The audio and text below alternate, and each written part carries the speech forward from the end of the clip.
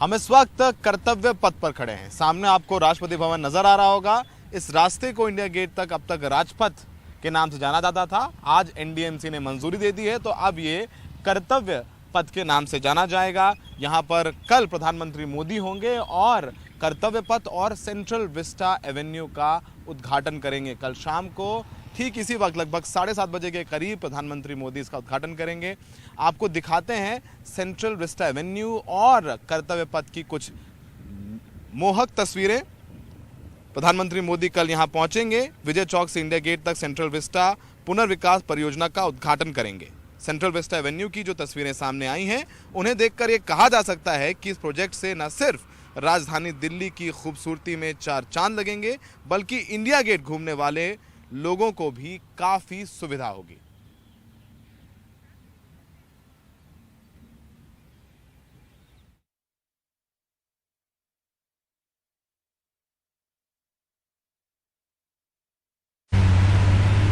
और आयकर विभाग ने आज 173 ठिकानों पर अलग अलग जगहों पर छापेमारी की एक साथ। और ये जो छापेमारी है वो छोटी सियासी पार्टियों के ठिकाने पर हुई। दरअसल चुनाव आयोग ने इन पार्टियों पर कार्रवाई के लिए कहा था, लेकिन देश भर में अलग अलग हिस्सों में और किन ठिकानों पर, संस्थानों पर किस वजहों से छापेमारी हुई, मुकेश सिंह सेंगर की इस रिपोर्ट में आपको दिखाते हैं।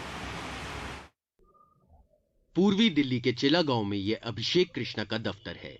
दफ्तर के बाहर पुलिस तैनात है। वो खुद को सुप्रीम कोर्ट का वकील लिखते हैं और जनराज पार्टी उनकी ही है।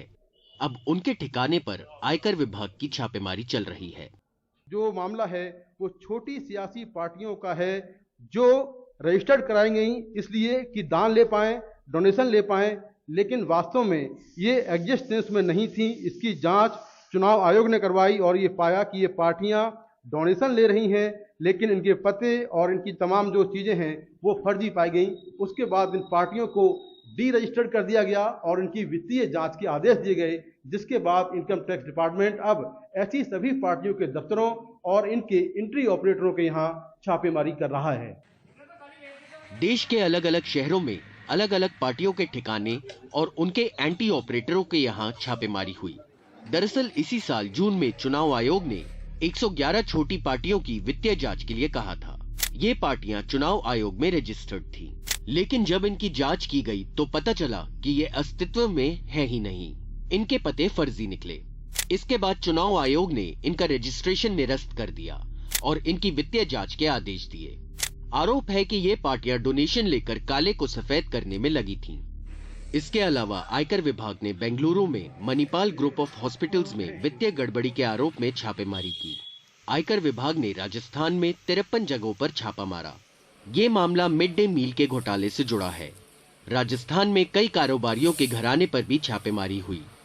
नई दिल्ली से मुकेश सिंह सेंगर, एनडीटीवी इंडिया। दिल्ली में पिछले साल की तरह इस साल भी दिवाली से लेकर के नए साल तक पटाखे बेचने और पटाखे जलाने पर पूरी तरीके से रोक रहेगी। ये फैसला प्रदूषण को लेकर किया गया है, लेकिन सवाल यह है कि क्या पटाखे बैन कर देने से प्रदूषण कम होता है? देखिए हमारी ये रिपोर्ट। इस साल भी दिल्ली के लोग दिवाली और नए साल पर पटाखे नहीं छोड़ पाएंगे। बता दें, पिछले साल ही दिल्ली सरकार ने दिवाली और नए साल पर पटाखे फोड़ने पर प्रतिबंध लगाया था। दिल्ली के पर्यावरण मंत्री गोपाल राय ने ट्वीट कर यह जानकारी दी। गोपाल राय ने ट्वीट कर कहा कि पटाखों की ऑनलाइन बिक्री, डिलीवरी पर भी प्रतिबंध रहेगा।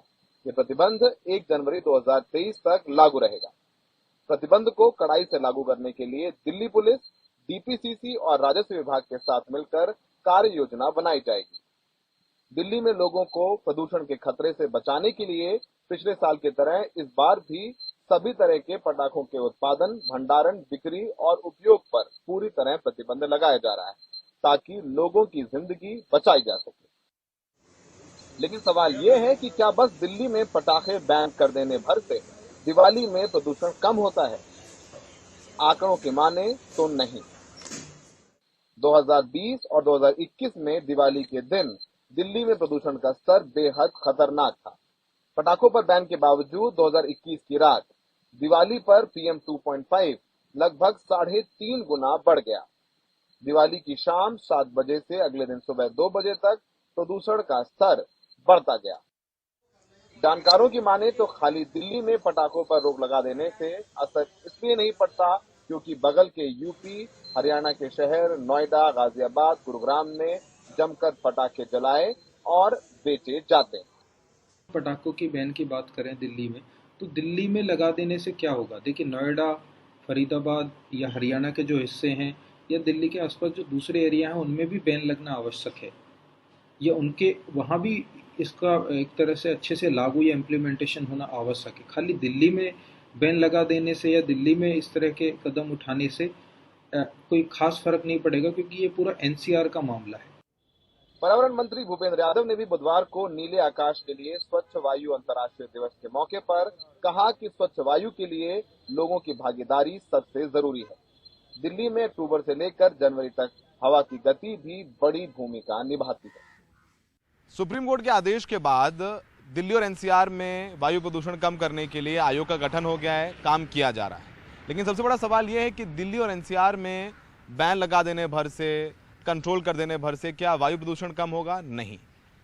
जो कुछ भी किया जाए वो साथ बैठकर किया जाए। दिल्ली, उत्तर प्रदेश, पंजाब, हरियाणा, सबकी सरकारें मिलकर काम करें, लेकिन ऐसा होता नहीं। अभी अक्टूबर शुरू हो जाएगा, फिर पराली जलाई जा रही है, पटाखे फोड़े जा रहे हैं, हम फोड़ेंगे, हमारे धर्म की बात है, तमाम चीज़ों पर आरोप प्रत्यारोप शुरू हो जाते हैं, क्योंकि हम लोग अब भी प्रदूषण को राजनीति से ऊपर नहीं समझ रहे हैं, खासकर ये सरकारें। दिल्ली में सहयोगी प्रेम सिंह के साथ सौरभ शुक्ला, एनडीटीवी इंडिया।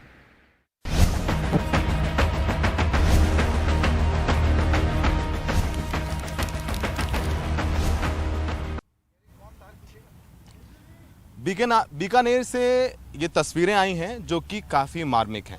इन तस्वीरों में देखा जा सकता है साफ तौर पर कि पूरे मैदान में गाय मरी पड़ी हुई। कहा जा रहा है कि लंपी नाम की बीमारी की चपेट में आने से बड़ी संख्या में गायों की मौत हो रही है। ये भी दावा किया जा रहा है कि मरने वाली गायों की संख्या सरकारी आंकड़ों से काफ़ी ज़्यादा है। सरकारी आंकड़ों के मुताबिक राजस्थान में लंपी से 10 लाख से ज़्यादा मवेशी प्रभावित हैं, जिनमें से अब तक 40,000 पशुओं की मौत हुई है। इनमें से बीकानेर में 2,573 पशुओं की जान गई है।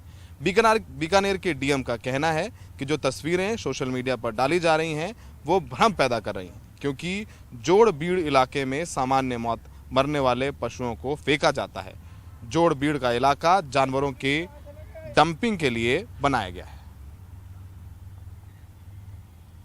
ये जोड़बीड़ में पशुओं को डालने के लिए चिन्हित स्थान है, और यहाँ पर जो शहर में जो भी पशु मरते हैं यहाँ लाके और ठेकेदार उसकी खाल आदि निकालता है और फिर हड्डियाँ सूखने के लिए छोड़ता है, और फिर महीने भर में जब हड्डियाँ सूख जाती है तो उनको इकट्ठा करके और वो अपने मार्केट में बेचता है। तो इसलिए यहाँ पे 800,000 पशु हमेशा ही सूखते रहते हैं। उसी स्थान का फोटो इन्होंने पब्लिश किया है। तो लंपी से जो भी पशु मरते हैं उनको यहाँ नहीं डाला जाता, वो अलग अलग स्थानों पे, उधर यूनिवर्सिटी के आगे और जो दूसरे चारागाह है, सुजान देसर का चारागाह है, बाकी जो चारों ओर चारागाह है, वहाँ पर हमने उनको गाड़ने के लिए खाइयाँ खोद के और उनको गाड़ते हैं। और अब आइए बात करते हैं कर्नाटक की, जहां बारिश से लोग परेशान हैं। कर्नाटक में 42 साल का रिकॉर्ड टूटा है। बेंगलुरु की बात करें तो वहां 90 साल का रिकॉर्ड टूटा है। लगातार 5 दिनों से जबरदस्त बारिश हो रही है, सड़कें तालाब में तब्दील नजर आ रही हैं। आईटी सेक्टर को खास तौर से बहुत ही बड़ा नुकसान पहुंचा है। लोगों को ट्रैक्टर का सहारा लेना पड़ रहा है। कंपनियां जो हैं वो घर से ही कर्मचारियों से काम करवा रही हैं। ज़्यादातर कंपनियां शहर में अभी और बारिश के अनुमान के चलते तमाम तरह की समस्याएं और बढ़ने के आसार हैं। बेंगलुरु के सिद्धपुरा इलाके में बारिश के पानी से भरी सड़क से गुजर रही एक 23 साल की युवती की कथित तौर पर करंट लगने से मौत हो गई है। ये भी दुखद एक खबर बारिश के दौरान बेंगलुरु से।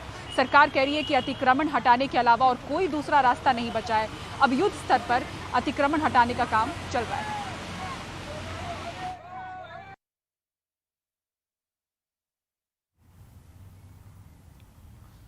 देश प्रदेश में आज के लिए इतना ही। मुंबई से मेरे सहयोगी पूजा और दिल्ली से मुझे दीजिए इजाजत। देश दुनिया की तमाम खबरों के लिए बने रहिए एनडीटीवी इंडिया पर।